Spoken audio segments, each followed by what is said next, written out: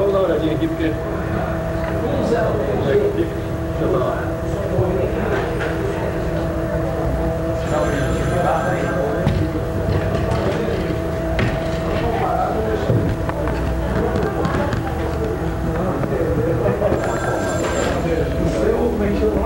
Assessor de imprensa.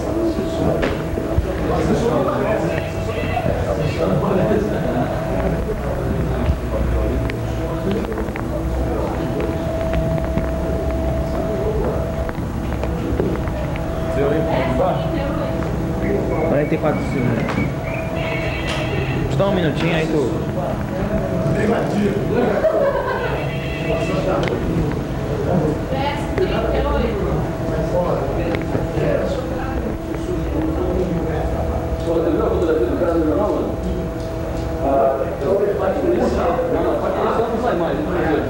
Tá muito bosta pra ele. Eu não sou empresário, eu não posso fazer. Empresário. Nico, falei com ele, você conhece esse indivíduo, você não, né? Pode ir. Alô? O lugar tá tudo no texto, tá tudo onde? Tá, só que aí eu podia cheque. Tia, vem aqui. Checa ali. Não, ele vai simular uma coisa. Não é igual nós estamos no socorro mesmo. Vou tocar o 93. Ele atende, eu desligo aqui. Aí ele fala, pá, tudo... Não é eu? Eu tô pra ele. Deixa eu atender. Deixa eu tocar.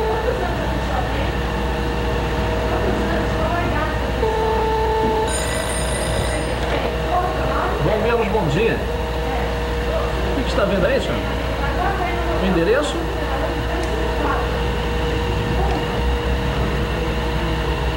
Número? É o bairro aí, por favor? Ponto de referência, por favor? Bombeiro. É o vazamento de GLP, né? Isso aí. Aqui é o telefone da senhora, por favor? Ok, a senhora desliga, por gentileza, que eu vou confirmar a ligação? Tá, obrigado.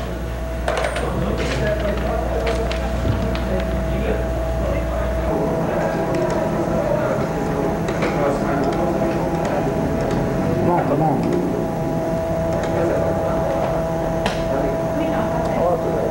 Solicitação? Atenção. Pode soltar. Atenção à viatura UR35, código 03, acidente automobilístico. Dona Tereza. Vamos lá, doutor. Continuar. É complicado, vai demorar um pouquinho. Atenção à viatura UR35, código 3, acidente automobilístico. Vou brincar aqui. Olha pra mim, não. Vai. Atenção à viatura UR35, código 3, acidente automobilístico. Vamos começar a escrever. Vamos lá. Telefone? Não, só escrito. Só escrito isso. Fala o que quiser. Ele só está aparecendo na mão agora. Mas você tem um acidente que você falou? Fizeram uma operação que o carro capotado lá,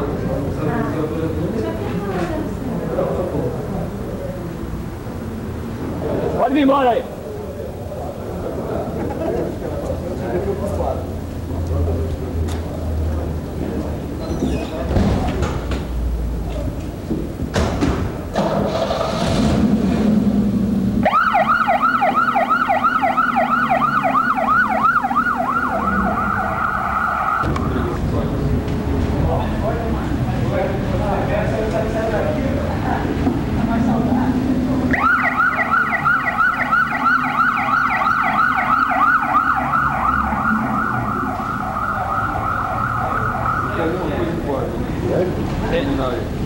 Falou, vai estar aceso?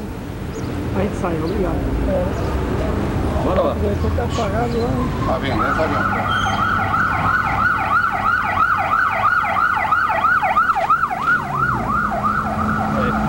Deu.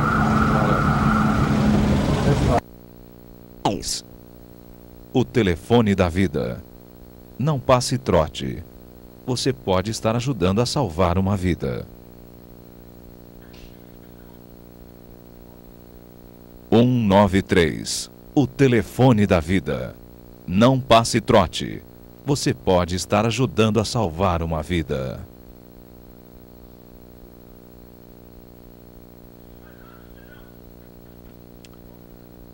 (193) O telefone da vida.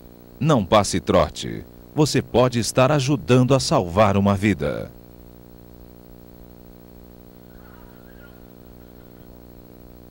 (193) O telefone da vida. Não passe trote. Você pode estar ajudando a salvar uma vida.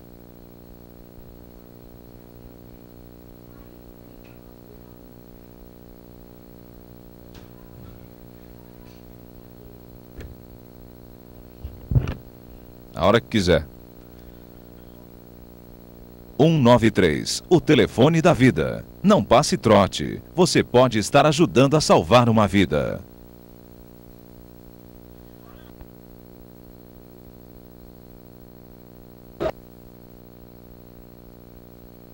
Conta até 3 e vai, tá?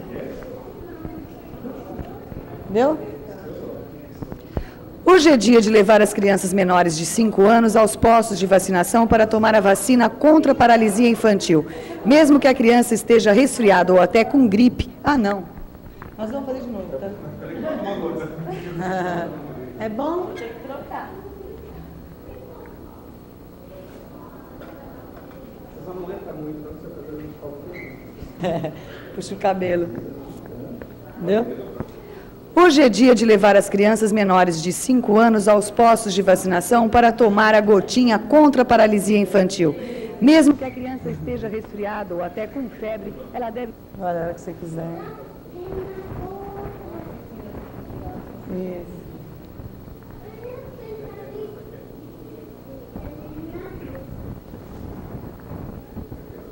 Hoje é dia de levar as crianças menores de 5 anos aos postos de vacinação para tomar a vacina contra a paralisia infantil. Mesmo que a criança esteja resfriada ou até com febre, ela deve ser vacinada. Você deve levar a carteira de vacinação da criança ao posto de vacinação. Agora, se você perdeu ou se você esquecer a carteira, não tem problema, porque os funcionários que estão trabalhando na campanha estão orientados para entregar os selinhos que comprovam que a criança foi vacinada. A gente conversa com a Olga Taboada, da Secretaria de Estado da Saúde, que explica quem não tem a carteira de vacinação, como deve proceder? Deve vir da mesma forma aqui, vacina a criança, tá? A gente abre uma nova carteirinha e orienta, tá? Que essa mãe procure o posto de habitual, né? De fazer a vacinação, mostrando a sua carteirinha e comprovando que ela está vacinada, tá? Não precisa trazer nenhum outro documento da criança? Nenhum outro documento, o importante é vacinar. Obrigada. A campanha de vacinação termina às 5 da tarde deste sábado. Leve o seu filho. Rede Globo na campanha nacional da vacinação.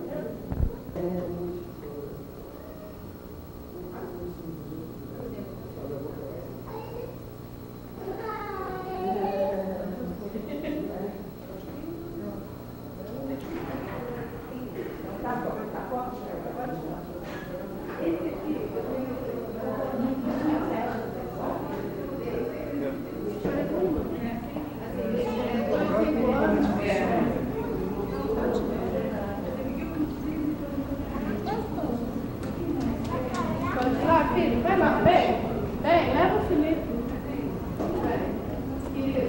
Engole? Engoliu?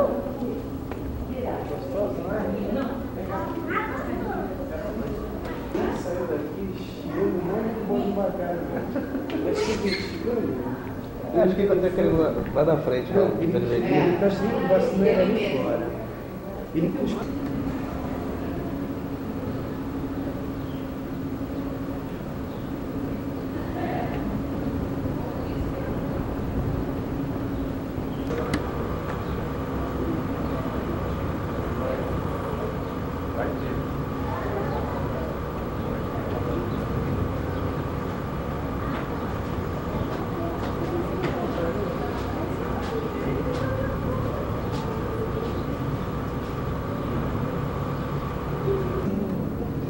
Mas se tiver com ameaça de varicela, se deu vacinal, não. Então, quem está com uma doença infecciosa, desse tipo, está com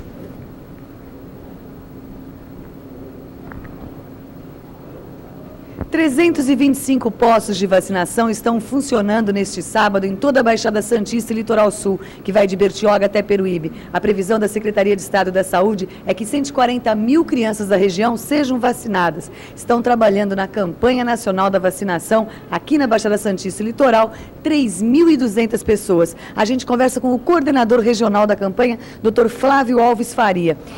Quem está com problemas de infecção, com febre, com gripe, pode ser vacinado? A orientação é para se vacinar todas as crianças menores de 5 anos, independente do seu estado de saúde, a não ser que esteja com alguma doença grave. Doença grave são doenças que levam à imunodepressão. A catapora que está dando aí agora, quem está doente não é para vacinar. Quem teve ou que está achando que pode ter, não tem problema nenhum. Como é que está transcorrendo esse período de vacinação? Está indo tudo bem, embora amanheceu chovendo, isso sempre faz com que os pais deixem para vacinar mais tarde. Mas até agora não tivemos problema nenhum e está transcorrendo dentro da normalidade. Fazer só perguntas.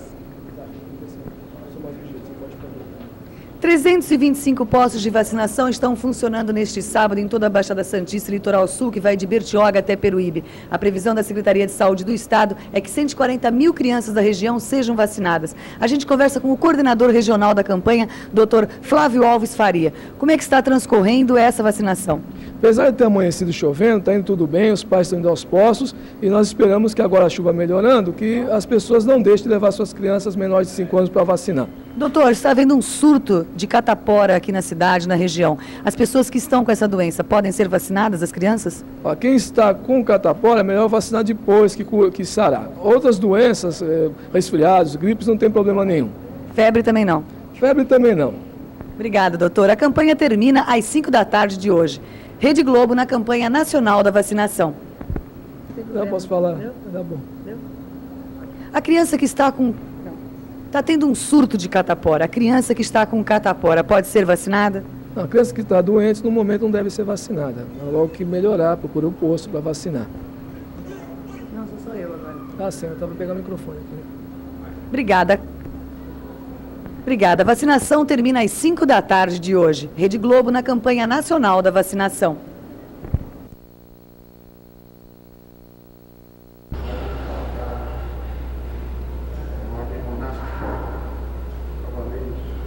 Você leu aqueles livros do Maurício?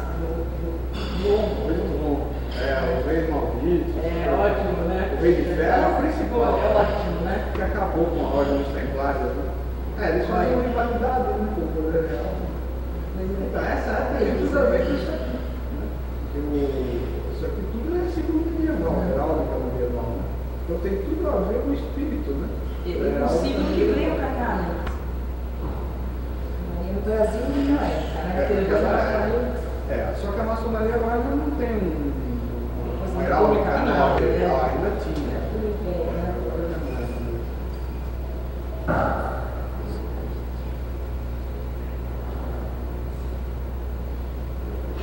Interessante falar sobre isso. Dimeiros é um local, eu sei.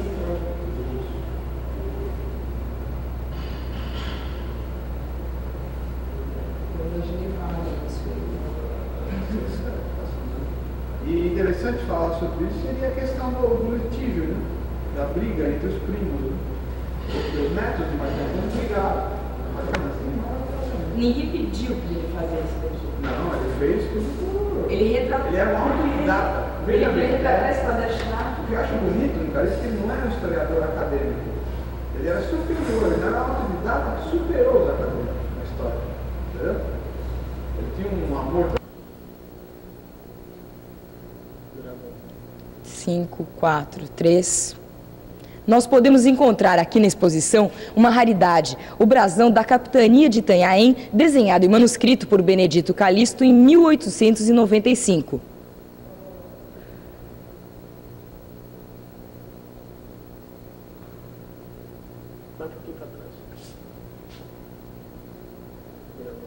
Dois, um.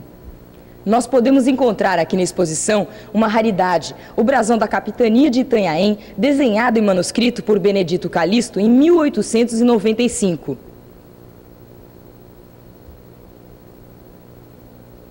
Quando eu falo um brasão, já... 2, 1. nós podemos encontrar aqui na exposição uma raridade, o brasão da Capitania de Itanhaém, desenhado e manuscrito por Benedito Calixto em 1895.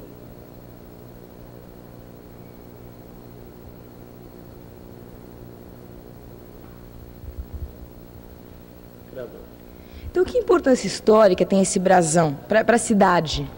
Bem, esse brasão ele representa o ponto mais rico, o ponto áureo, né? Seria o auge da antiga capitania de Itanhaém.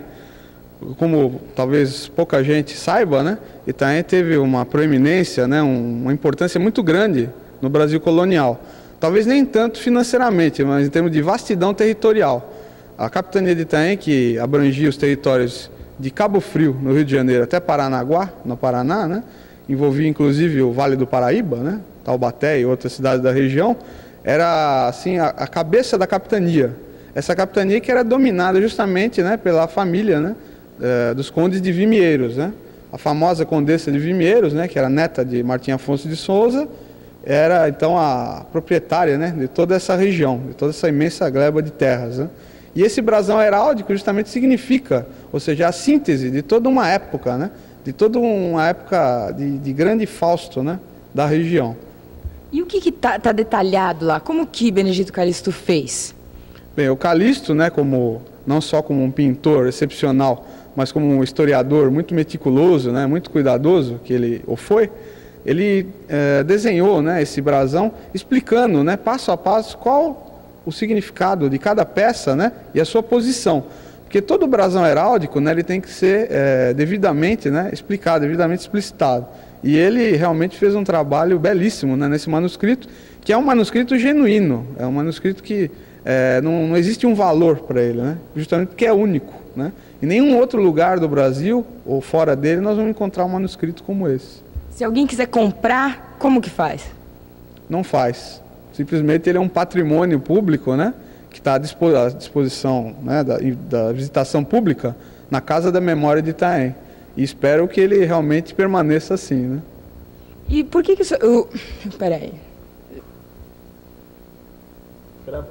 Então o que significa aquele brasão?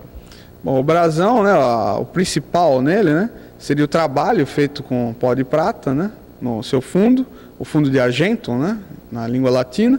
Nós temos também em destaque as cruzes de Calatrava, né, que são dentro da simbologia heráldica, né, são cruzes dos cavaleiros, né, de Calatrava, que lembram, né, a cavalaria medieval, né, a nobreza medieval.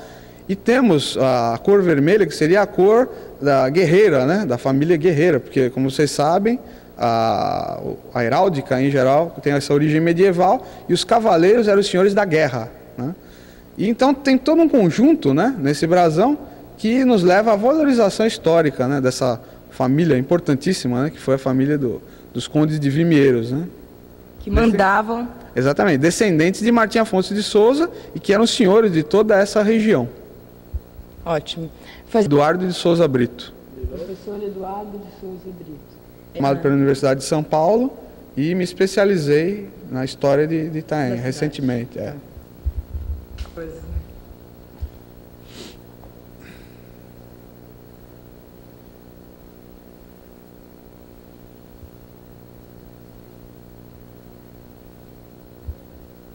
Parece uma múmia.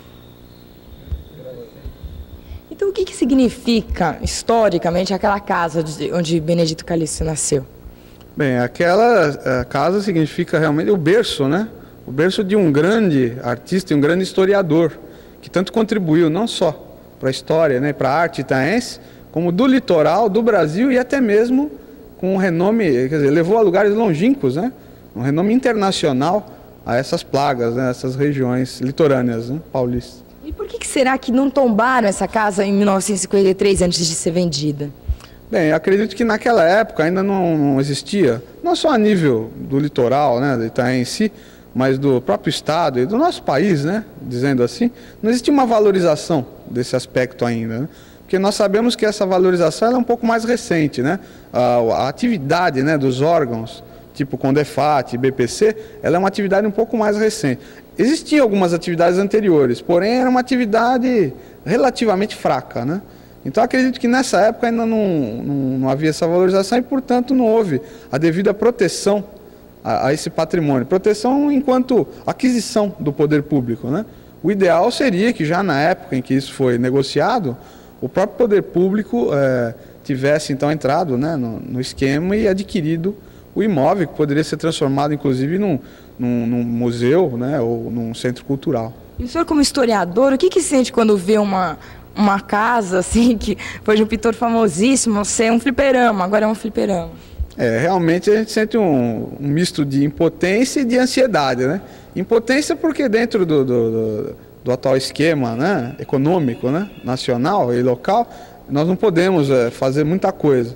Porém, como historiador, né, a minha grande ansiedade, né, a minha grande vontade é no sentido realmente de que um dia a nossa prefeitura ou o governo estadual consigam, né, transformar aquela casa, aquele logradouro, né, não só a casa talvez, mas o próprio os imóveis, né, adjacentes, num grande aí, centro cultural, histórico, né, que a nossa cidade de Itanhaém tanto merece. Mas parece que o prefeito está trabalhando para isso. Exatamente. O nosso prefeito, né, o Dr. Edson Batista de Andrade, como uma pessoa culta que é e preparada, né, está há um bom tempo preparando, né, e organizando, né, um projeto para que toda essa região seja desapropriada, né, e transformada então em algo, né, de utilidade pública, né, para a nossa população. Excelente, ótimo. Por que a casa não foi tombada naquela época? O senhor tem ideia por que a casa não foi tombada antes de ser vendida? Quais são os projetos agora para que a casa seja tombada? Que valor tem para a população? E para a história da cidade? Pode se tornar o quê? Um museu?